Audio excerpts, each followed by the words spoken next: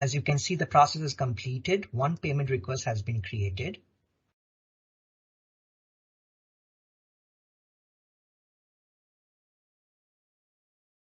All right, so this is the expense report. I'll copy this ID.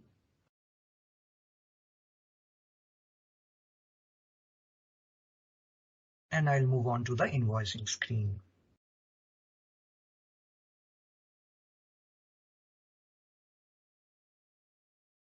I'll search for this invoice number. Now invoice number will be same as the expense report number. So this invoice is now available in AP.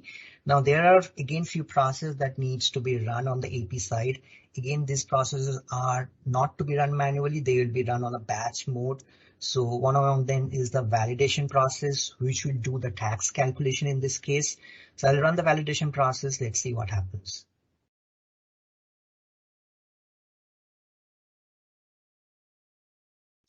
So as you can see, because this was an inclusive tax, the amount remained the same, but now we will be able to see our tax amount, which is 3.85, because this is a factorial method of tax calculation and it was 4%. So it has calculated the tax 3.85. Now everything is done. So this is approval is not required because this expense report is already approved. So no approval is required on the AP side. So I'll simply post it to Ledger, which is nothing but doing the accounting part.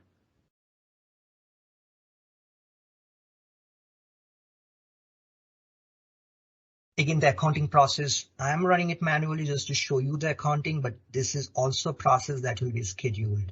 Now, as you can see, the item expense and the liability account and tax, everything is through a rule, a sophisticated SLA rules that we have written.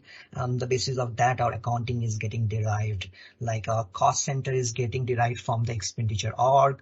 Now the natural account is getting derived from the expenditure type.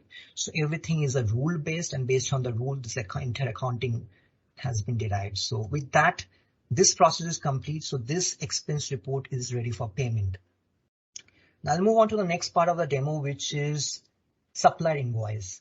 Now, when it comes to supplier invoice, there are two types of supplier invoice, or two sources rather, I should say, from which we can get a supplier invoice.